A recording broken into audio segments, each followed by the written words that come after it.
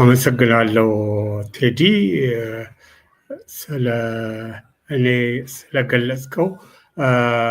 በመቀጠል ደቡብ ኦሞ ጂንካን ጠቅሰን የጂንካን ኮንስቲትዌንሲ 16 ብሔር ብሔረሰቦችና ህዝቦች መሆኑን እና በኬንያ እና ደቡብ ሱዳን አዋሳኝ ላይ የሚገኝ የሁለት ሀገሮች ድንበርተኛ መሆኑን ጠቅሼ የተጠቀሰው የፖለቲካ ተሞክሮዬ ከ1984 ስናፕ ኤሌክሽን እስከ ዛሬ ድረስ ኮከስ እስከተባለው ጊዜ ድረስ በህብረትና ጥምረት በትብብርና አንድነት በሚደረጉ መድረኮች ሁሉ የመገኘትና በእነዚህ መድረኮች የተደረጉ ጥረቶች አካል እንደነበርኩኝ ነው።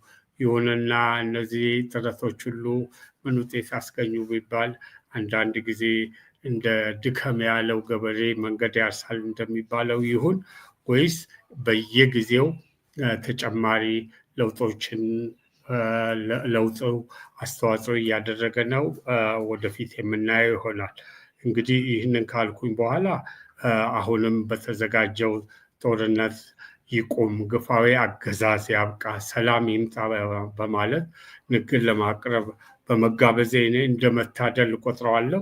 ለሚደረገው እንቅስቃሴና ለሚደረገው ትግልም አንዳች አስተዋጽኦ እንደሚያደርግ ስለማምን ይህ መታደል ነው እላለሁ። እንግዲህ የዚችን ሀገር ጉዳይ በ10 ደቂቃ ለማስረዳት ሞከር ከባድ ቢሆንም በዕለት ተዕለት ህይወታችን እየገጠምናቸው ያሉ ፈታኝ ሁኔታዎች ስለሆነ ለሚሰማው ኢትዮጵያዊ ሁሉ ለመረዳት ብዙም አያስቸግርም የሚል ግምት አለኝ። በዚህ ግምት መሰረት እንደሚከተለው አቀርባለሁ። ሆኖም ከሙከራዬና ጥረቴ ባሻገር የሚዘልቁ ጥያቄዎች አይኖሩም አልልምና እነዚህ ጥያቄዎች ቢኖሩ በአድራሻ ተገኝተን ተጠያይቀን መልስና ማብራሪያ እየተሰጠን እየተከራከርን እንድናዳብረው ከአክብሮት ጋር ዝግጁ መሆኔን እገልጻለሁ። በአጠቃላይ የሀገራችን ተጨባጭ ሁኔታ በጥቅል ስናስቀምጥ ብዙ መዘርዝርና ትንተና የሚጠይቅ አይመስለኝም። በዛሬ ላይ በአሁኑ ወቅት ሐኪሞቹን በኢትዮጵያ ውስጥ ትልቁን የተመረጠ የሚቀናበት ህይወት ይኖራሉ የሚባሉ ዶክተሮችን ጨምሮ ለየትኛው የህብረተሰብ ክፍል በኑሮ የሚገለጽ መሆኑን ሰሞነኛው የሐኪሞች ጥያቄ እውነታውን የሚያሳይ ስለሆነ ብዙ ትንታኔ የሚጠይቅ አይደለም። ስለዚህ ብዙ ሳንደክም መግቢያውን እናጠቃለውና ቀጥታ ወደ ገደለው እናምራ። ልጆቼ አዲስ አበባዎቹ ልጆቼ ጋር ለመግባባት ያጠናሁት አራድኛ አገላለጽ ነው። እንግዲህ ጦርነት ለምን ይቁም? አንዱ ጦርነት ይቁም ብለናል። ለምን ይቁም ስንል የሀገራችን ዘመናዊ ፖለቲካ ከተጀመረበት ከ60ዎቹ ጀምሮ ሴራና ሸፍጥ፣ መጠላለፍና መወነጃጀል፣ አግላይ ጠቅላይ የፖለቲካ አስተዳደር የፖለቲካ እውቀትና ጥበብ ሆኖ የሚታይበት ዓለም በተለይም በሀገራችን ከጅምሩ ይህ አስተሳሰብ ስር የሰደደ መሆኑ ፈተናችንን በእጅጉ አክብዶታል።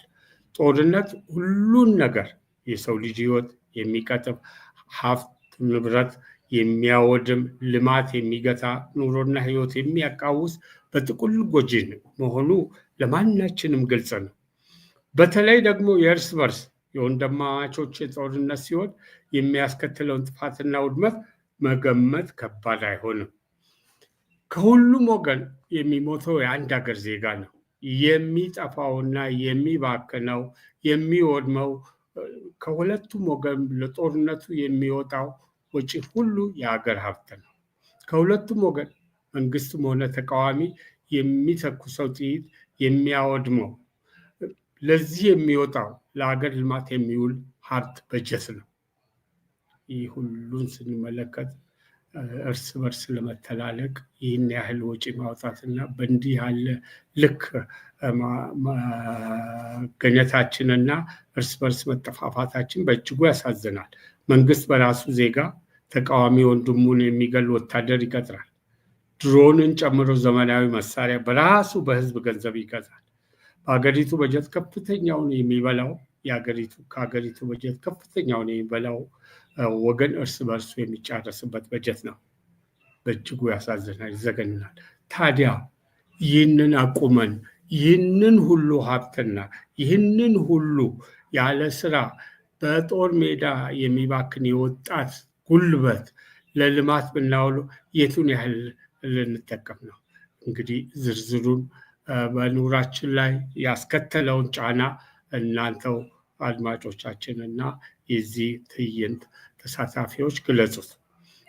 ስለዚህ ጦርነት ወንድምና ወንድም እንዳይገዳደል፣ ሀብትና በጀት ለጥፋት ሁሉ የኑሮ ውድነት እንዳይኖር፣ የወጣት ትኩስ ኃይል አውዳሚ ተግባር በመዋሉ ምርት እንዳይስተጓጎል፣ ገበያው በድርቀት እንዳይሰቃይ፣ በአራቱም አቅጣጫ የምናየው አሰቃቂ የእርስ በርስ እልቂት ያስከተለው ግጭቶችና ጦርነት በአስቸኳይ እንዲቆሙ ማንም ጤናማ አእምሮ ያለው ዜጋ ሊጮህ ይህ ጦርነት ይቁም ሲል ሊታገል የሚገባው ነው እንላለን።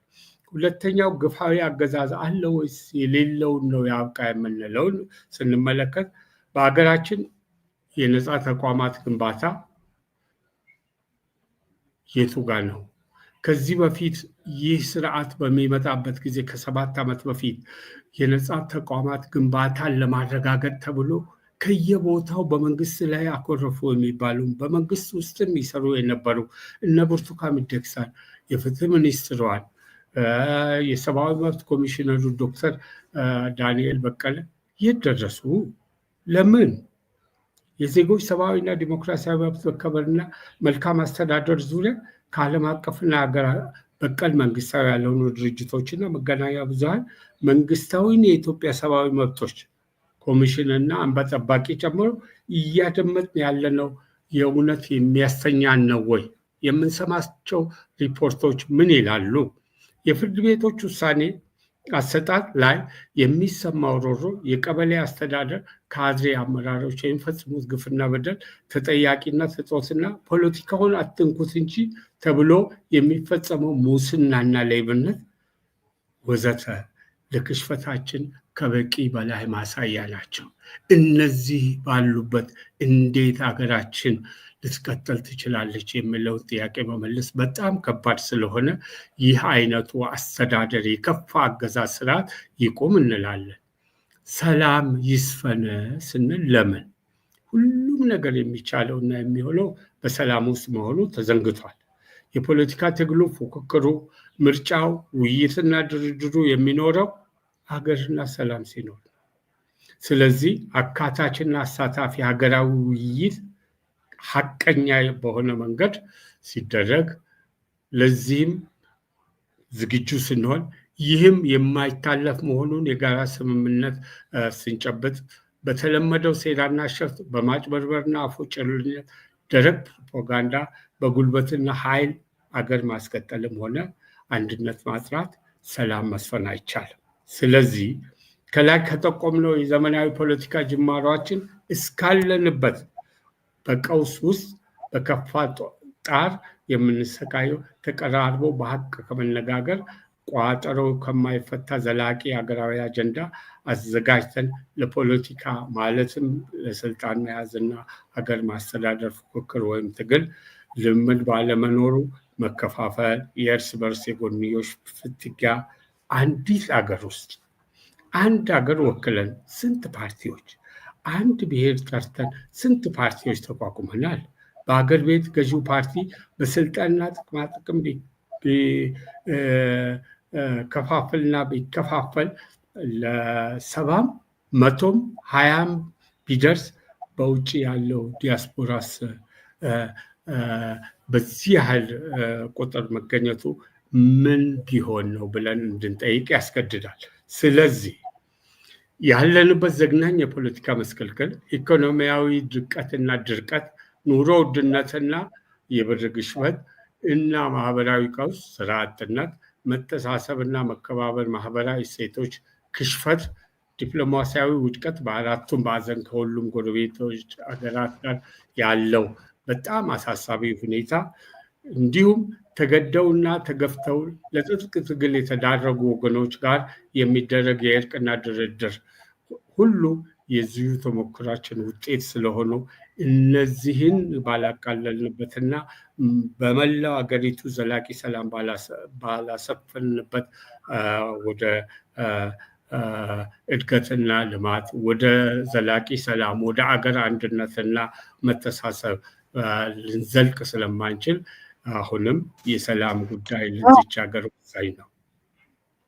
እሺ አቶ ግርማ ጥቂት ሰከንዶች ነው የቀሩት።